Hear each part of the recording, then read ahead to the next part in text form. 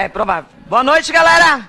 Olá, hoje nós vamos falar sobre 2 gêneros textuais que podem ser cobrados na UFSC. Podem ser cobrados em outras instituições. Mas é o seguinte, o ano passado, a resenha foi cobrada, tá? É pouco provável que eles cobrem, mas nós precisamos conhecer, porque vai que cobrem, ok? A notícia já foi cobrada na UFSC, mas faz tempo que eles não cobram. Assim como a carta que nós trabalhamos na semana passada. Então faz um tempo que eles não cobram isso. Pode ser que eles cobrem. Pode ser que não. A questão é, nós temos que estar preparados para escrever sobre qualquer tipo de... em qualquer forma, né, sobre os diferentes assuntos. Essa é a parte mais importante. Estar preparado. Vamos lá. Notícia. A notícia, ela é dividida basicamente em 3 partes. Tá? Manchete. E para que ela serve? Manchete seria o quê? O título da reportagem. Ou da notícia. Eu coloquei ali reportagem porque a notícia e a reportagem são praticamente iguais. Qual é a diferença da notícia para a reportagem? A reportagem é mais desenvolvida, a notícia ela é um pouco mais resumida. Tá? Então vamos supor que para fazer uma reportagem, um jornalista precisa pelo menos, às vezes, 3 meses de estudo sobre o tema, sobre o assunto, pesquisa para depois produzir o texto. Tá? A notícia já é uma coisa mais relacionada ao cotidiano. Fatos que ocorrem ontem vão ser noticiados nos jornais diários do dia seguinte. Ok? Então, vamos pensar. A resenha e a notícia são textos jornalísticos. Textos jornalísticos, mas que podem ser também cobrados nos vestibulares. Tá? O título, qual a importância do título? O título é resumidor. Ele é a propaganda do nosso texto. Então é assim, quando nós estamos lendo um jornal, uma revista, o que a gente faz? A gente vai folheando, vai lendo o quê? Os títulos. Se o título te chama a atenção, o que você faz? Você vai ler o restante. Se o título não chama a tua atenção, você simplesmente passa por aquilo ali e não vai ler. Então é a propaganda do nosso texto, é a notícia. Tá? Então o que nós podemos fazer? O que nós podemos fazer é o seguinte. Nós podemos fazer lá, então, o título. Esse lead que aparece aqui é um pequeno resumo, tá? E aqui nós podemos colocar isso na introdução do texto, porque nós vamos ter que dividir em parágrafos da mesma forma, tá? Então, na introdução, você pode colocar aqui, por exemplo, tá? Primeiro, o fato, o que aconteceu, quem estava envolvido, quem participou dessa situação, onde isso ocorreu e quando isso ocorreu. Vamos lá. A notícia é um texto narrativo. Ok? Texto narrativo. Porque quais são os elementos da narração? O que, quem, onde, como e quando. São esses elementos básicos. O que nós vamos fazer? Depois, no corpo, nós vamos desenvolver esse assunto.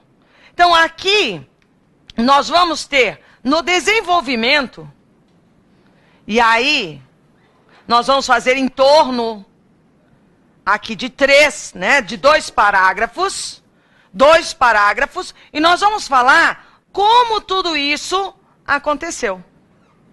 Ok? Depois é lógico que na conclusão, nós vamos ter o quê? O fechamento da história. Tá claro isso? É uma sequência narrativa normal. E nós vamos fazer em torno de 4 parágrafos, certo? 4, 5 parágrafos. Quando eles cobraram notícia agora no vestibular da UFSC, eles cobraram, por exemplo, era a invasão de bruxas ao sul da ilha. Então eles cobravam um livro, era o Fantástico na Ilha de Santa Catarina, falava sobre as lendas, né, sobre a cultura catarinense, do litoral catarinense, e aí eles cobraram relacionado ao livro. Ataque de bruxas. Ok? Então é o seguinte, eles podem cobrar qualquer tipo de assunto. Só que nós temos que lembrar o seguinte, nós temos um texto literário. Então há um pouco de subjetividade no nosso texto. Até eu trouxe aqui para vocês, aqui um texto que é escrito em versos. Tá? Um texto que é escrito em versos. Orra, que inferno. Olha lá. Fechou. Vamos lá. Galera, eu falei palavrão, que inferno. Que inferno. Não é, mas inferno é uma palavra que não é palavrão. É, não é verdade? Mocinha não fala palavrão. Mocinha fala carambolas, caracas. É? Olha lá.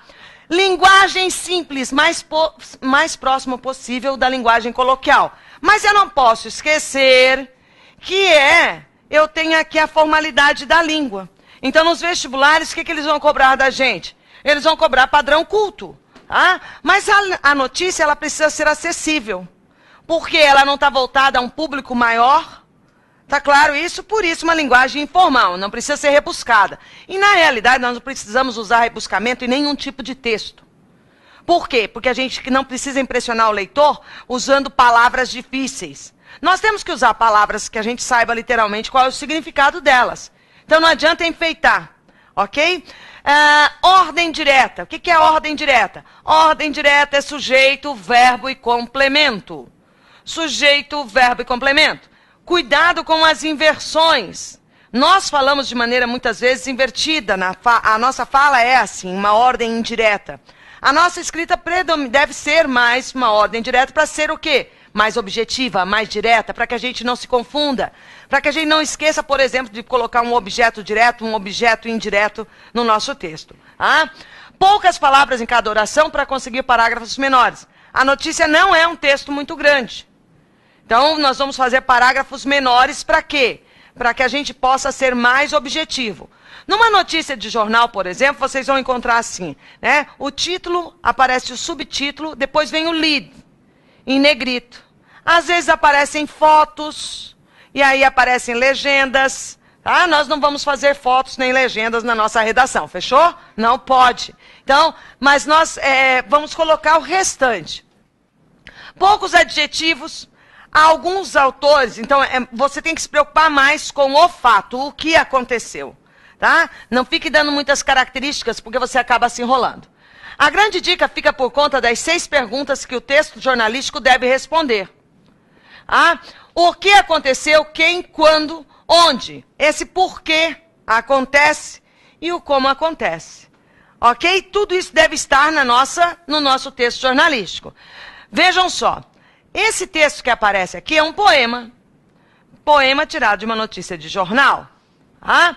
João Gostoso era carregador de Feira Livre e morava no Morro da Babilônia, num barracão sem número. Uma noite ele chegou do bar, 20 de novembro, bebeu, cantou, dançou. Depois se atirou na Lagoa Rodrigo de Freitas e morreu afogado. Vamos lá. Quem participou disso aí? Vamos lá? João Gostoso. Mas não, gostoso, a gente não pode falar assim, gostoso. Não, gostoso tem que ser uma coisa saborosa, entenderam? João Gostoso. Vamos lá. Qual a profissão do João Gostoso? Carregador de Feira Livre. Onde ele morava? Ele morreu no Morro da Babilônia? Não. Onde é que ele morreu? Ok. Onde aconteceu o fato? Eu tenho apenas um lugar? Tem o bar 20 de novembro. E o fato se consumou onde? Na lagoa. Ah, tem toda a questão aqui, o como ele se atirou. Por que aconteceu isso? Porque ele bebeu, ele cantou, ele dançou. Ele estava feliz, mas estava depressivo pelo jeito. Ok? Porque quem bebe, canta e dança depois se mata é depressão profunda. Olha lá. Pré-vestibulando não. Pré-vestibulando não faz isso. Então, olha só. Aqui nós temos um texto, que eu pego uma notícia qualquer e eu posso retirar esses elementos básicos. Então é interessante que se vocês tiverem que fazer uma notícia, antes de desenvolvê-la, o que você faz? Quem participou? Então você vai fazer essas perguntinhas. Quem é que participou? O que aconteceu? Onde isso aconteceu? Quando isso aconteceu? Responda essas perguntas primeiro.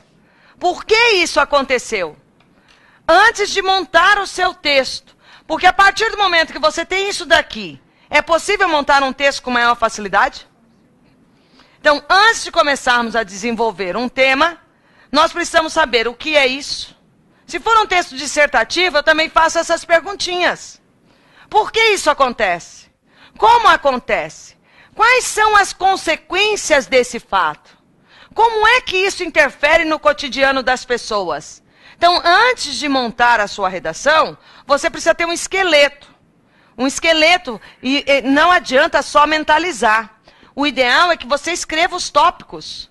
Tá claro isso? Os tópicos, porque se você fizer isso, no momento que você for desenvolver o tema, você vai ter mais facilidade, porque você já sabe, olha, em um parágrafo eu vou escrever isso, no outro eu vou escrever aquilo, e ponto final. Não adianta vocês tentarem fazer redação pai de santo. Tá? Não adianta. Então, cuidado, é preciso organizar o pensamento de vocês para depois começar a escrever. Tá claro isso, galerinha? Então, lá. Vamos pensar em uma das obras literárias que aparece tipo de notícia. Não é notícia, mas notinhas de jornal, de socialite. Quem sabe me dizer qual obra literária que apresenta isso? Detetive de Florianópolis. O Detetive de Florianópolis não tem lá, quando um dos personagens lá que aparece nas crônicas vai viajar para... O marido vai para a França e ela fica no Rio de Janeiro e já traça um lá? Lembram disso?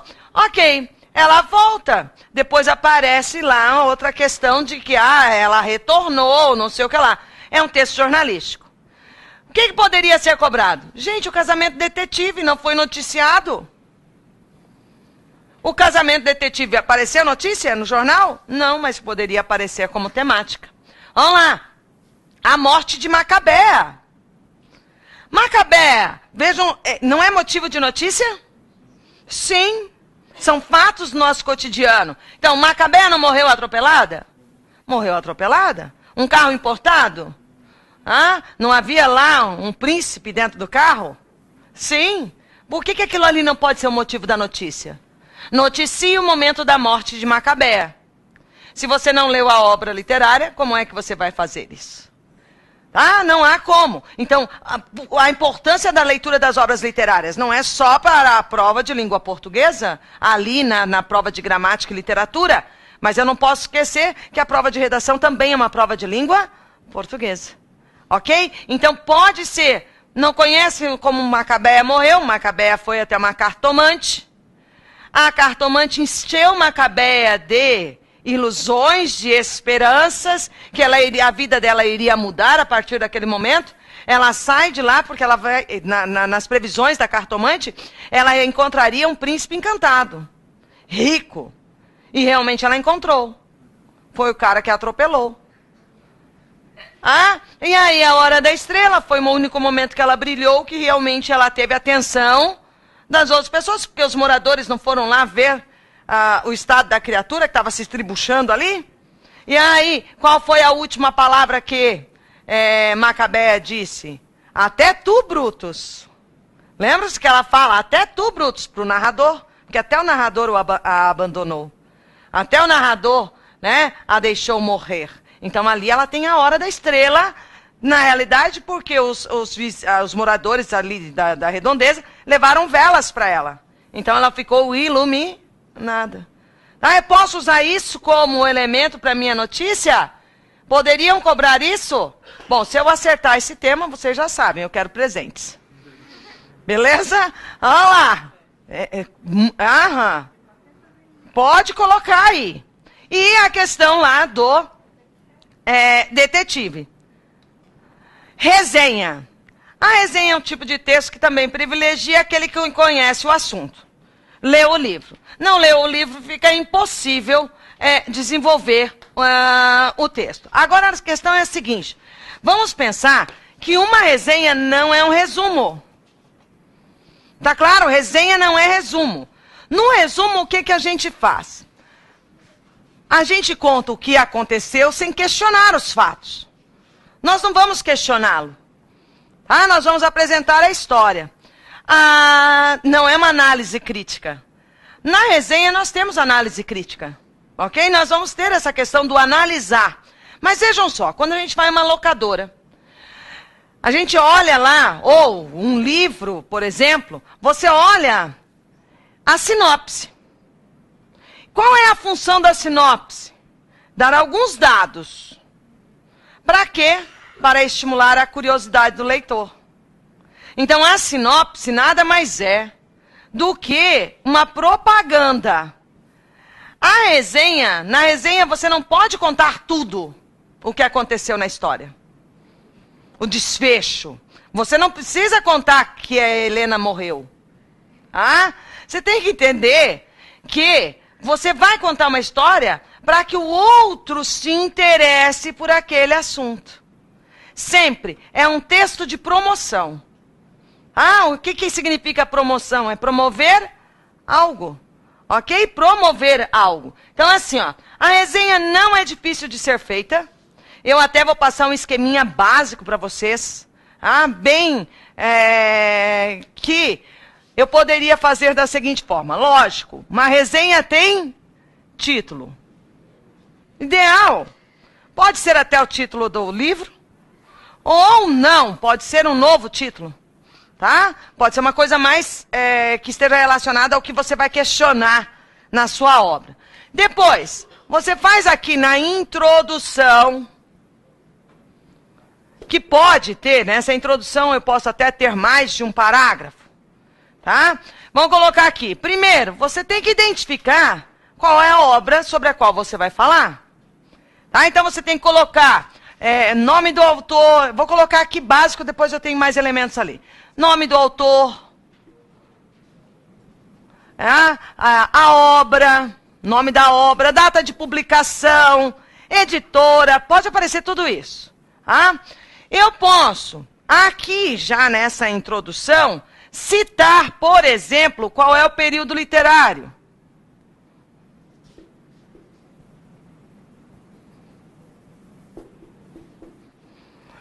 Então lá a obra tal é do realismo. Ok? Depois eu posso colocar, por exemplo, aqui já no desenvolvimento,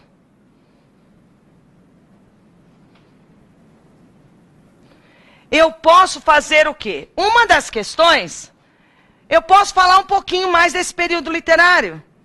A relação do autor com esse período literário. Não quer dizer que seja obrigatório. Tá? Mas você pode falar aqui mais sobre o período literário, porque aqui você só cita. E depois você vai fazer o quê? Um resumo, em outro parágrafo. O resumo da obra. Então vamos pensar no livro Helena, de Machado de Assis. O que é importante para a gente colocar na obra, lá na resenha, para estimular a leitura do livro? Tem que pensar isso. Eu tenho que colocar que após a morte do conselheiro Vale, a Helena faz parte da família, a leitura do testamento, a relação afetiva entre Helena e Estácio. Essas são as coisas mais importantes. E um mistério. Estão entendendo? Tem um mistério lá que vai ser desenvolvido. Então, esses são elementos importantes que eu deveria colocar nesse resumo. Mas eu não preciso contar a história toda. Ok? Depois, você vai fazer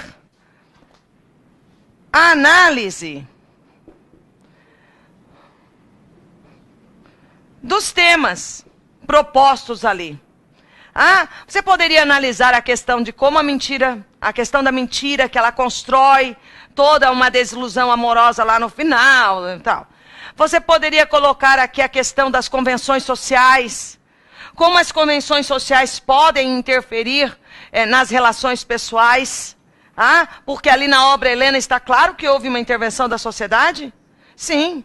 A igreja, a importância da igreja naquele momento histórico, eu poderia até colocar estabelecer um paralelo entre a importância da igreja lá no passado e a importância da igreja no presente. Está claro isso? Eu poderia citar nesta resenha, por exemplo, os casamentos arranjados, a questão financeira que aparece na obra. Então são elementos que eu vou fazer o quê? Vou fazer uma análise. Ok? Vou fazendo análise. E isso tudo no desenvolvimento até a conclusão. E na conclusão eu faço o quê? o que se faz, tá? O que se faz em todo texto? Eu vou reafirmar tudo aquilo que foi mencionado. Está claro isso? Outra coisa, olha, como é que o período literário interfere na obra do autor? Como é que aquele período literário está interferindo para que a obra seja construída? Então você tem possibilidade de mostrar bastante conhecimento também. Então, mas eu poderia, Mara, só fazer assim, ó, o nome da obra, o nome do autor, só citar o período literário e não desenvolver aqui toda uma análise sobre esse período? Poderia também. O que não pode faltar? Um resumo da obra, uma sinopse. Ok? Uma sinopse. E depois a análise dos temas. Porque se você só ficar descrevendo o que ocorre na obra, você não está fazendo resenha. Você está fazendo um resumo. Tá claro? Ó, e a resenha, ela mistura várias coisas. Nós temos um período de situações que nós temos que descrever aqui? A descrição? Sim, quando eu falo nome da obra, do autor, período literário, isso é descrição. Eu tenho narrativa? Sim, quando eu faço um resumo. Eu tenho dissertação? Também tenho dissertação, porque eu vou fazer uma análise. Tá claro isso? Bom, existem diferentes maneiras para se fazer uma resenha, tá? Eu coloquei aqui uma possibilidade. Tá? Mas existem, eu posso ir fazendo resumo e já analisando os temas também. Tá? Mas eu acredito que se a gente consegue desenvolver um esqueletozinho, fica mais fácil. Tá? Então vamos lá. A resenha consta do quê? Uma parte descritiva em que se dão informações sobre o texto. Nome do autor ou dos autores, título completo e exato da obra ou do artigo. Então, quer dizer, eu não preciso só fazer resenha de livros. Eu posso fazer uma resenha de um filme? Sim. Posso fazer a resenha de um filme. Posso fazer de um artigo, de qualquer tipo de texto. Posso fazer uma resenha sobre um CD? Claro que sim. Porque eu vou colocar lá quem é, né, que produziu aquilo ali, quais são os temas abordados. Então eu posso trabalhar, é importante lembrar que eu posso trabalhar com qualquer tipo de assunto. Tá? Vamos lá, nome da editora, se for o caso, mas isso aqui eu sei que para nós, lá na hora do vestibular, é complicado, a gente não vai lembrar muitas vezes. Lugar, data, publicação, número de volumes e páginas, mas isso daqui já é um pouco mais desenvolvido, não há tanta necessidade. O que não pode faltar? Nome do autor, da obra, citar pelo menos o período literário. Tá?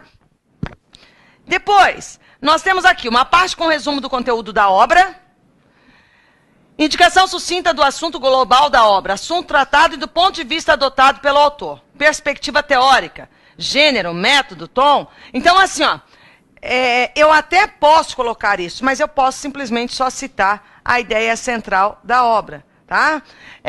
Resumo que apresenta os pontos essenciais do texto no seu plano geral, sem dar para o leitor respostas.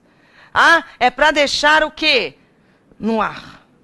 Ok? Olha lá. Na resenha crítica, além dos elementos já mencionados, entram também comentários e julgamentos do resenhador sobre as ideias do autor, o valor da obra, dos temas abordados e por aí afora. É um texto difícil para ser feito? Não, não é um texto difícil para ser feito, desde que você tenha lido a obra. Desde que você tenha lido a obra. Não leu a obra, você já perde a oportunidade de desenvolver um texto legal. Por quê? Nós tivemos, por exemplo, no último vestibular da Universidade Federal, eles cobraram 3 temas. Um falava sobre as energias e tinha que fazer uma dissertação. Tema difícil. Tema difícil. Mas eles colocaram o quê? Dissertação. Ou seja, a maioria vai escrever dissertação. Estão entendendo? Depois, pedia um artigo de opinião. Nós vamos trabalhar essa questão do artigo de opinião também. O artigo de opinião que falava sobre... Mas é muito fácil o artigo de opinião. Já vamos até aproveitar aqui. Um artigo de opinião é um texto dissertativo. Só que a diferença do artigo de opinião é que no texto dissertativo comum, que se cobra na UDESC, no Enem, por exemplo, é que lá eu não tenho um posicionamento pessoal. O artigo de opinião apresenta um posicionamento pessoal, mas até pode aparecer o uso da primeira pessoa do singular no artigo de opinião. E é um texto dissertativo. Leiam bons artigos de opinião. Leiam, por exemplo, eu adoro Lia Luft. Adoro. Os textos dela são... Às vezes eu concordo com ela, às vezes eu discordo do que ela fala, mas é isso que o artigo de opinião tem. Está entendendo qual é a função? Gerar, literalmente, esse questionamento. Tá? Por quê? Porque o artigo de opinião nós temos basicamente isso aqui. Estão entendendo? Em relação aos diferentes assuntos. Em relação aos diferentes assuntos. Então, vamos lá. Tinha um artigo de opinião que falava sobre as redes sociais, que já foi cobrado em zilhões de situações, ok? Depois nós tínhamos um outro tema que era a resenha. E aí você podia escolher sobre, por exemplo, nessa instituição, vocês podiam fazer sobre amar, verbo intransitivo, ou Capitães da Areia. A obra Capitães da Areia, o que eu poderia colocar no resumo? A história trata de um grupo de meninos que vivem em um trapiche e comete pequenos delitos para sobreviver. Neste grupo, temos como personagens principais... o menino lá, agora esqueci, o gato era um deles. A Dora. Vamos lá, citar. A única menina, entre eles havia apenas uma menina. Dora. Aí, meu resumo, ponto. E depois o que eu vou fazer? Uma análise da obra. Naquele momento literário ali, não havia muito essa crítica social? Essa questão do analisar os problemas que envolvem um determinado grupo? A exclusão? Eu poderia até colocar ali, nessa minha análise aqui, que na obra, esses meninos são vistos como heróis. Mas no nosso cotidiano, muitos deles estão por aí e são considerados verdadeiros bandidos. Estou fazendo um paralelo com o nosso cotidiano e com a obra? Sim. Eu poderia colocar lá, na atualidade, também existe a cidade alta e a cidade baixa. Porque lá na obra aparecia a cidade alta e a cidade baixa. Onde é que os meninos estavam? Na cidade baixa. Então, na obra eles são vistos como heróis. Você fica com peninha. Mas e na nossa realidade? Porque eles eram meninos de rua, eles praticavam assaltos, eles praticavam estupros. E se isso sai da obra literária e vem para a nossa realidade, como é que nós percebemos essas pessoas? Então eu tenho que estabelecer na resenha também essa questão aí do paralelo entre o nosso cotidiano e os assuntos abordados na obra. No artigo de opinião, o que eu vou questionar? Poderia, por exemplo, colocar como a sociedade percebe aqueles que são excluídos. As doenças também, que eles a varíola, né? A doença da bexiga. Eles tinham a doença da bexiga. Então, eram os bexiguentos. Expulsavam essas pessoas. A exclusão. Também morreu da Dora e do... Esqueci o nome do outro personagem. Mas, eu quero que vocês entendam o seguinte. Qual a importância? Primeiro, eu tenho que ler a obra, saber quais são os elementos principais, para poder colocar aqui no resumo. Artigo de opinião. É um texto em que predomina a opinião individual, mas eu não posso esquecer que a minha opinião individual é formada a partir de uma sociedade. E essa sociedade tem determinadas regras, determinados conceitos. E aí, vale lembrar sempre que em toda e em qualquer situação eu tenho que evitar o preconceito.